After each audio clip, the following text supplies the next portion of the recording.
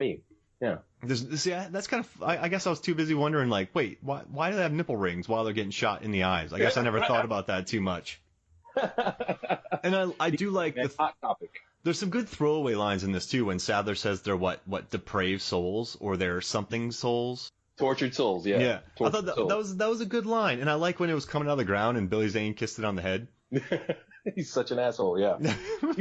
He was preparing for Titanic in that role. I have a child. Well, that's him. During I'm not going to say this is. I don't know if this is real or not, but during the commentary, someone said that he got the role because of that. It's exactly the same character. It's just not a demon. He's exactly the same character. Smarmy prick. Yeah, 100%. Do you want to hear something interesting about Ernest Dickerson, the director? Oh, go for it, man. I love that guy. He worked on Day of the Dead. Nice. He was a cinematographer. Yeah, and then he was like just went down there to kind of check out the set, like effects, and he met Greg Nicotero there. But he was his cinematographer on Do the Right Thing. Mm-hmm. And it was very interesting to hear the special effects guys, because on this movie, Dickerson directed it, and then the cinematographer was Rick Boda, who actually did Tales from the Crypt. He also did Barbed Wire and Glimmerman. But he said part of the reason why this movie was able to shoot in 40 days with so many effects was that the decision to move it indoors, and then the fact that Dickerson understood the camera because he was the DP, and then the DP understood the special effects and how much time it took from Tales from the Crypt. So it was almost a perfect marriage of, TV cameramen know how to move fast, because when you're on scripted television, you're just flying. So you have a guy that understands the camera, then you have a guy that's worked a lot of TV, then you have the crew from Tales from the Crypt working on this movie. And I don't think any other crew could have knocked this out for $10 million in 40 days. So I thought it was kind of a cool marriage of a lot of TV and cinematographers getting to work on this movie. Well, Dickerson, he used to be the cinematographer for Spike Lee. Yeah. On a lot of movies, and he directed Juice. That was his first big thing. He's been good for a really long time. He's definitely a professional. He directed episodes of The Walking Dead, man. Yeah. The Wire, Dexter. He did Bones. He did Surviving the Game. Now, this is really random, but I'll tell you a funny story. I was a stand-in on a movie called Jane Mansfield's Car, and there was a rain. Love that movie, great movie, and it was raining, so they're like, okay, well, we got to get. You're not working tomorrow. So I was like, well, I need a job. I need some money coming in. So they're like, okay, we'll put you on Walking Dead. So I went, nice. I was like, what? So it's the second season. I go out to the farm. I'm like 6'3", 6'4". Yeah, and absolutely. They're having me stand in for Scott Wilson. And I tower, like I'm a lot bigger than he is. And so everyone's looking at me really weird. I'm like, listen, guys, I just got sent here. I did not lie about my height. And I knew some of the people working on it. So everyone just laughed about it. But I got lucky because the scene is where he was crouching. Okay. So I had to crouch during that scene, or I just would stand with my legs open to make myself shorter. Because I had to stand in for John Hurt one time. I had to make myself real small. But oh my God, the director for this episode was on the farm, and it was one of the episodes where the little kid was shot, and it was Rick and John Barenthal being all serious, and it was Ernest Dickerson that's the director. Now, as a stand-in, you just shut up and you stand there. Yeah. Don't talk. Don't talk. So, you could be a great stand-in for 99.9% of the time, but the one time you mess up, everyone just loses their minds. But it was pretty cool, though, because during one of the commentaries, or the behind the scenes, the actors were talking about how Ernest Dickerson has this very quiet on-set presence. And on Walking Dead Season 2, he had a very quiet, methodical talking presence. And I thought that was really cool. I really liked the way that he handled it, because I had been on sets with yellers. I'd been on sets with kind of boorish people, but he was real chill. And I guess they explained him perfectly. In 95, he was the same as he was in 2012. He seems like a big guy. Was he a big guy? I stay as such I stay so head down reading a book. So when I leave, I go sit down, I read a book. First team, I run back. So I don't.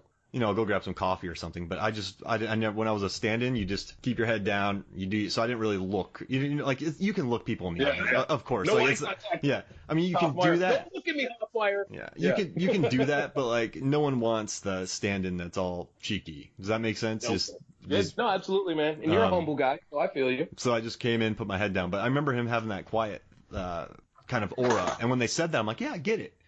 But no, that's awesome, man. And he also did like The Wire, which I thought was pretty cool. He did Dexter.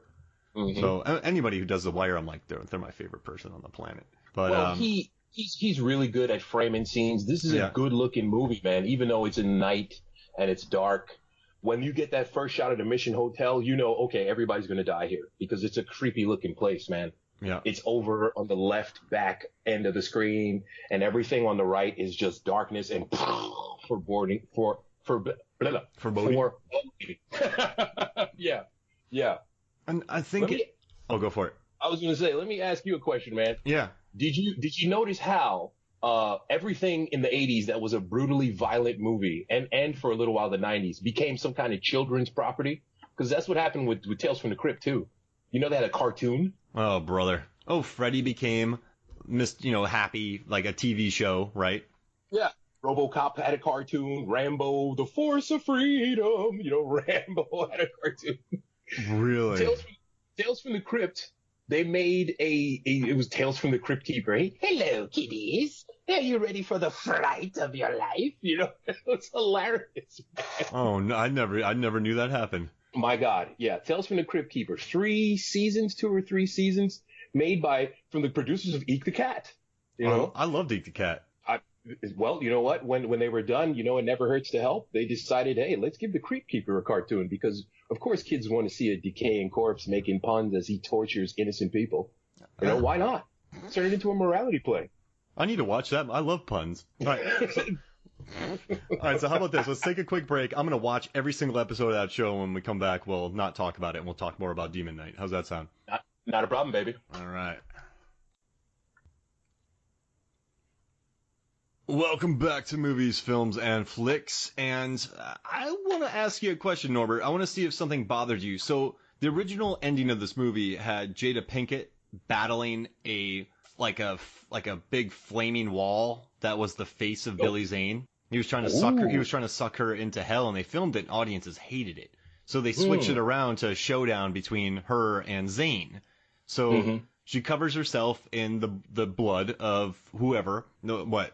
Breaker. That was the blood of, that's Breaker's blood, yeah. So she covers herself in the blood, tricks Billy Zane, but then Billy Zane rinses her off, and she gets very clean again. So that must be some kind of magic. Extremely clean. Yeah, he probably pulled that sponge out again. Like, she went full Descent, and those ladies never got cleaned again because they had blood all over them. Now, she puts this blood into her mouth for about 4 minutes. Why does she wait 4 minutes to spit the blood at him? I know you have to have a scene and dancing. I know it plays a narrative part, but yeah. What? Well, I'm gonna assume the following: hold liquid in your mouth for any period of time, and then quickly have somebody do the cha-cha with you, and then spin you around. Are you gonna puke? Because I would, especially if it's blood. Yep. So I'm with you on this, man. I always try to figure out how the hell she did not just all over that awesome shirt. He had an amazing fashion sense of that, by the way. The sartorial choices were dope. But I agree with you, man. How the hell does she not just vomit all over him as soon as that spinning is over? You know, she gets dragged down the stairs, wrapped up in plastic, and just manages to keep it together the whole time. It's insane. They talk about the stunt. They actually had a stunt woman do that, and you can see her back pad when you drag her down on that. It was a real person in there. I always thought it was a dummy. Oh yeah, my real God. Person. Ernest Dickerson, man, going for reality. It's probably cheaper just to take a stunt person down that. Oh my God, dude, that's 4 concussions minimum, man. Because this is boom, boom, boom, boom, boom, boom. Get out of here. I remember watching this movie in '95, and another thing I kind of liked about it is, when you were watching this in '95, did you know where it was going? Did you think to yourself, Jada Pinkett is going to be the one who becomes the next key holder or the next Demon Knight? You know what it is? You're a brother growing up in the United States in the 80s, and you've been watching horror movies your whole life. Every time Jada Pinkett doesn't get killed, you're like, wait a minute. Is the black person going to survive this movie? So no, not at all. It was amazing because she wasn't that famous at the time. You know, yeah. A lot of people knew who she was, but her career was just starting to take off. as that movie happened. So it was, that's one of the reasons why I love this movie, because the black person survives to the end. Being a final girl is a huge deal, man. And so it was great for Jada to survive this movie. It's interesting. She did it for the people. Like Jordan Peele's been talking about it, and then there's a documentary on Shudder called Horror Noir, and it's just about the history of African Americans in American horror movies, and they brought up that movie a lot too. And Dickerson was talking about it, and I had really never thought about that. I was like, oh wow, but this movie Demon Knight is becoming more and more popular with that trope. It's awesome. It's awesome. Yeah. I mean, and it hasn't aged. It's done really well. Like we were talking about.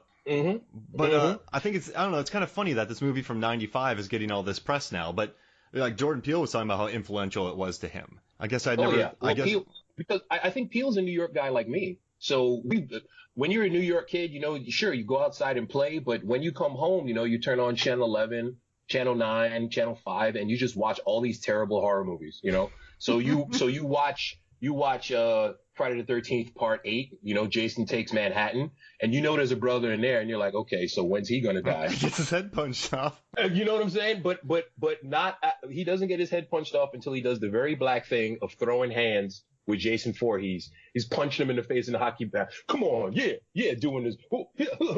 I was like, really? Really? This how you gonna go out, brother? I was watching a movie the other day where a guy kept punching another guy's bulletproof vest. He was delivering like chest shots while the guy was wearing a bulletproof vest. Yeah. I was like, wait, what's going on here? There are so many movies like that, man. People are in full body armor, Stormtroopers in Star Wars. How do they get knocked out? You're wearing literally all of this armor. How the hell does anybody concuss you at all? It doesn't make any sense. Unless they walk into broken doors and then clunk their heads. Plot armor, man. Plot armor is the strongest armor of all. Plot armor? Mm-hmm. Plot armor. Ridiculous things, man. Because even in Demon Knight, sometimes the demons grab you and just serrate your neck with a claw, and then other times they kind of choke you and look at you for a while and there's no real explanation for that except that plot armor. It's the 90s. What do you want? We have $10 million in 40 days. Get over yourself, right? Yeah. You know what I'm saying? Now, on a scale of 1 to 10, how would you rate William Sadler's cheekbones? Oh, my God. The man's got just flawless cheekbones. He looks at you, and they just glisten and shine.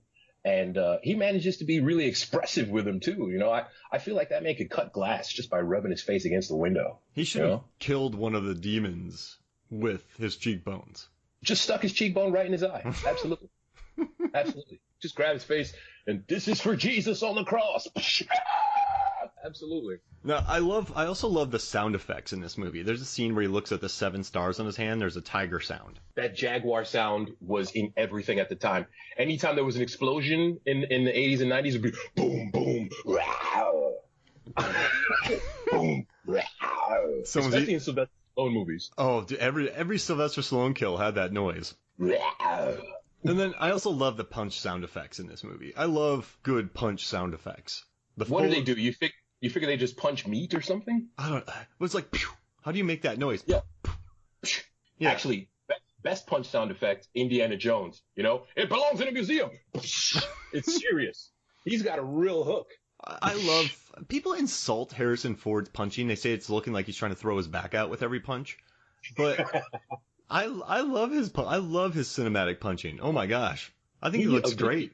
Yeah, he used to be a carpenter, man, so I'm pretty sure he's got form down. I think he used to be a carpenter. Was that Sean Connery? No, Sean Connery was like a weightlifter. Harrison Ford was definitely a carpenter. Norbert. Dude, you're dropping some data on me right now, man. I love it. Thank you for your kind, as my students say. And I also love that Pinkett Smith in this movie, or Jada Pinkett, she wants to say, or Jerry Lynn, she wants to save the cat. She wants to save the cat the entire movie. That's right, man. You ever had a pet? You know how that is, man. Oh, I got 2 cats, dude. I was thinking about this. I would go like full Liam Neeson Taken if someone kidnapped my cats. Well, now, okay, add to that the people who took your cats are demons who wear jewelry from Hot Topic. Okay, are you still going out there? Yes. Are you ready for the slap bracelet of doom to be all up in that atmosphere? I don't think so. You remember me in Korea when we got boisterous and I said I could beat up ghosts? Actually, that's right. Yes. Yes, you did. I believe you did actually punch a ghost in the face. You and James and Wong were just staring at me. I'm like,